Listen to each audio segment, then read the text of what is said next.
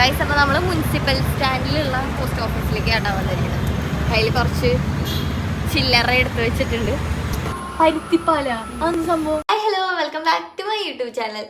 ഇന്ന് ഞാൻ ചെറിയൊരു ഡെലിവറി വീഡിയോ ചെയ്യാമെന്ന് വിചാരിച്ചു. സാധാരണ കുറച്ച് ഓർഡേഴ്സൊക്കെ കിട്ടുമ്പോൾ ഇപ്പം അടുത്തൊക്കെ ആണെന്നുണ്ടെങ്കിൽ നമ്മൾ ചെന്ന് കൊടുക്കാറുണ്ട് ഡെലിവറി കാശ് മുതലാവാൻ വേണ്ടിയിട്ട്.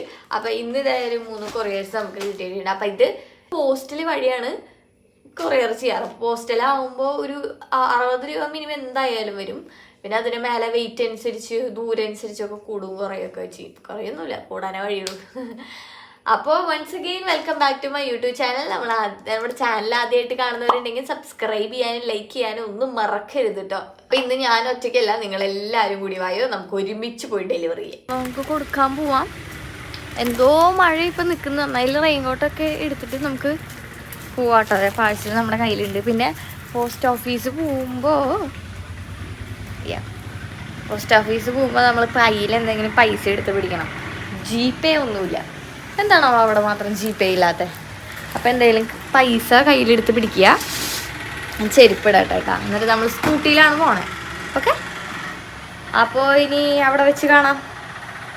എന്നിട്ടൊരു ചായ ഒക്കെ കുടിക്കണം. നമ്മൾ അവിടെ പോയിട്ടെല്ലാം അയച്ചതിന് ശേഷം വേഗം പോയിട്ട് നമ്മുടെ കസ്റ്റമേഴ്സിന് ട്രാക്കിംഗ് ID കാര്യങ്ങളൊക്കെ അയച്ചു കൊടുക്കണം.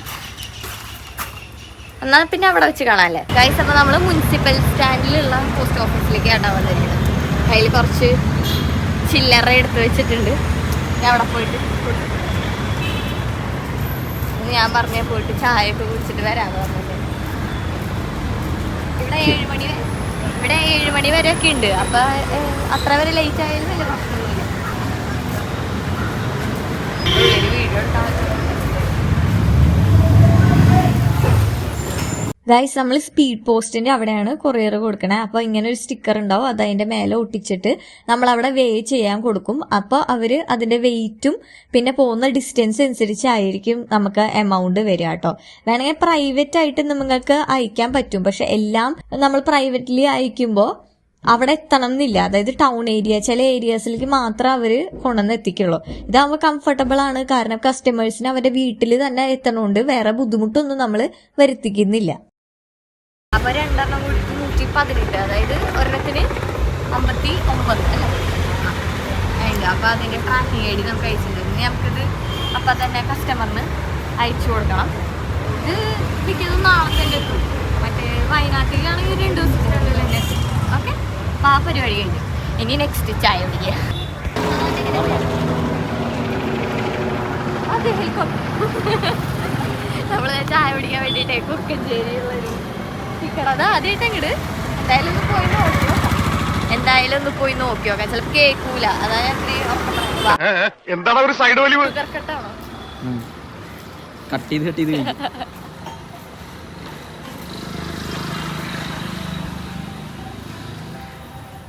ക്യാബേജ് പക്കോട അല്ലേ പറഞ്ഞാലേ? അതാണ് അവിടുത്തെ താങ്ക് യു. അത് ഇപ്പോഴത്തെ തൽക്കാലത്തേക്കുള്ള സ്പെഷ്യൽ അതാണ്. ക്യാബേജ് പക്കോട. ചീരവടയാണ്. ചീരവട എന്റെ അമ്മ വെറൈറ്റി സാധനങ്ങള്. ചീരവട ഞാൻ കഴിച്ചില്ല. നീ കഴിച്ചില്ലേ? അന്നാ 2 ക്യാബേജ് പക്കോട ഒരു പോർഷൻ കഴിച്ചു നോക്കും. എന്നിട്ട് രണ്ടാമത് എടുക്കാം. പിന്നെ മുട്ട ബജി ഇപ്പൊ ലൈവായിട്ട് തരും ചൂടുണ്ടാകും.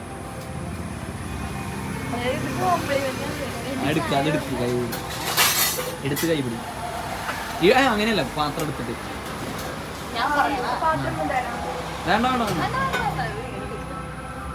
ഗൈസ്, ഇത് കോംപ്ലിമെന്റ് ആണ്. എവിടെയെങ്കിലും കേട്ടിട്ടുണ്ട് നമുക്ക് ചായ പറഞ്ഞു കഴിഞ്ഞാൽ ഇത് എന്താ വെച്ചാൽ മുഴുവൻ എടുത്ത് തന്നെ അത് മയത്തിനെ കിട്ടുന്നില്ല അല്ലേ. ഇവിടെ വേറെ 2 ബിസ്ക്കറ്റ് ഒക്കെ ഉണ്ടായിരുന്നു. ഏതായിരുന്നു? ഉസ്മാനിയ ബിസ്ക്കറ്റ്, പിന്നെ കാഷ്യൂ റസ്ക. 5 rupees ആണ്. ഉസ്മാനിയ ബിസ്ക്കറ്റ് നമ്മൾ ചാർജ് ചെയ്യാറില്ല, അത് ഫ്രീ ആ. അതായത് ചിലവരെ ചായ മാത്രം പറയും, സ്നാക്ക് പറയില്ല. അപ്പൊ അവർക്ക് ഇതും അതൊക്കെ അവരുടെ ചോയ്സിനനുസരിച്ചിട്ട് കോംപ്ലിമെന്റ്. ആദ്യമായിട്ടാണ് അങ്ങനത്തെ ഒരു സംഭവം കാണുന്നത്. അത് ഒരാഴ്ച കഴിഞ്ഞു. ട്രൈ ചെയ്ത് നോക്കൂ. പരുത്തിപ്പാല സംഭവം. പരുത്തിപ്പാൽ എന്ന് പറഞ്ഞു കഴിഞ്ഞിട്ടുണ്ടെങ്കിൽ തമിഴ്നാട്ടിൽ അവിടുത്തെ ഒരു ബേസിക് അവിടെ ഫേമസ് ആണ്. ഒരു ഹെൽത്ത് ഡ്രിങ്ക് എന്നൊക്കെ പറയാം. ഡ്രിങ്ക് ആണോ? ഹോട്ട് ഡ്രിങ്ക് ആണ്. മധുര പരുത്തിൻ പാൽ. അത് നമ്മൾ എന്താന്ന് വെച്ചാ ആ മധുരയ്ക്ക് 2 മീനിങ് ഉണ്ട്. ഒന്ന് സ്ഥലമുണ്ട്, പിന്നെ ഇതിനൊരു നാച്ചുറൽ ആയിട്ടൊരു സ്വീറ്റ്നെസ് ഉണ്ടാവും. മധുരം.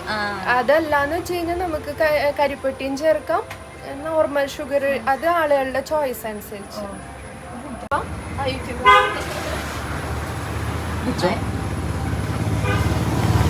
അപ്പൊ ഇതേ സംഭവം റെഡി നമ്മുടെ കയ്യിൽ എത്തിയിട്ടുണ്ട്. നല്ല ചൂട്ടോടെ തന്നെ അവര് സർവ് ചെയ്തിട്ടുണ്ട് കേട്ടോ. അപ്പൊ കാബേജ് ബജി ഞാൻ ആദ്യമായിട്ടാണ് കഴിക്കണേ.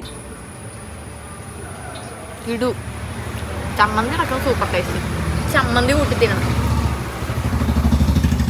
അടിപൊളി ടേസ്റ്റ്. ചായ കുടിക്കാം. മധുരങ്ങളോ പറഞ്ഞ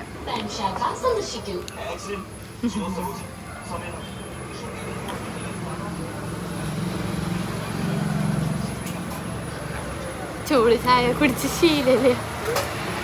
തണുത്താറി പച്ചവെള്ളമായിട്ട് ഞാൻ കുടിക്കാറ്. കുറച്ച് കഴിഞ്ഞിട്ട് ചായ കുടിക്കാം. ഇത് കാലിയായി ഇങ്ങനെ ചായ നമ്മുടെ പച്ചവെള്ളം. ഇത് സുഖം. നല്ലൊരു ചായക്കട. നിങ്ങൾ എന്തായാലും തന്നെ കേട്ടോ. കുറുക്കഞ്ചേരി എങ്ങനെ പറയാ, ഈ അമ്പലല്ലേ? കുറുക്കഞ്ചേരി അമ്പലം. കുറുക്കഞ്ചേരി അമ്പലത്തിന്റെ ബാക്ക് സൈഡില് ആയിട്ടാണ് ഇവിടെ ഒരു സിംഗിൾ ടീ എന്ന് പറഞ്ഞൊരു ബോർഡ് അവിടെ വെച്ചിട്ടുണ്ട്.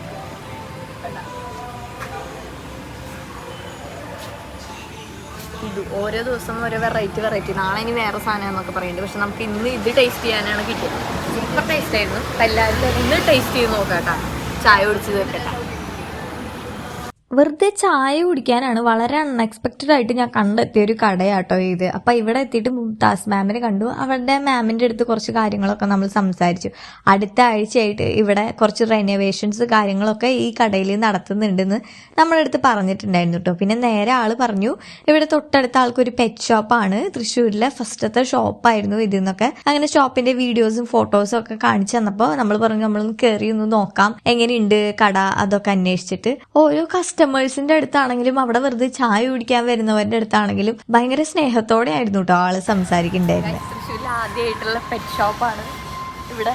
നമുക്ക് എന്തായാലും കയറി നോക്കാം. ചായ കുടിക്കാൻ വന്നതാ.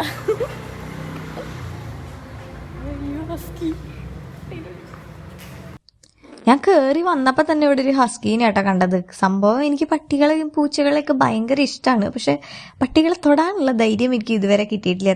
തൊട്ടപ്പുറത്ത് ഇതേ ഒരു ഗ്രൂമിങ് നടക്കുന്നുണ്ടായിരുന്നു.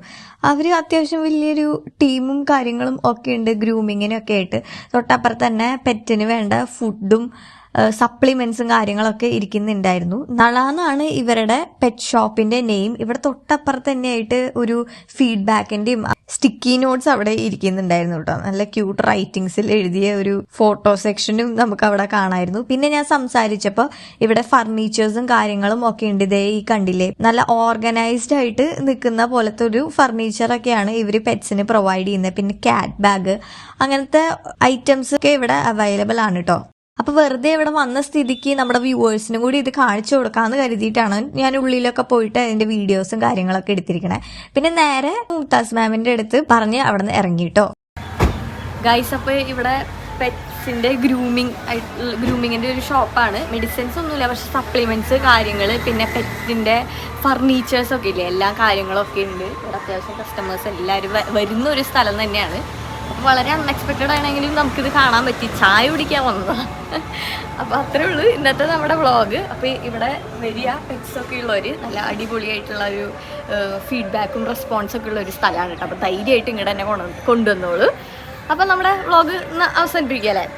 അപ്പോൾ ഓക്കെ, നമ്മുടെ ചാനൽ കാണാത്തവരുണ്ടെങ്കിൽ സബ്സ്ക്രൈബ് ചെയ്യാനും മറക്കരുത്. അപ്പോൾ ഓക്കെ, ബൈ.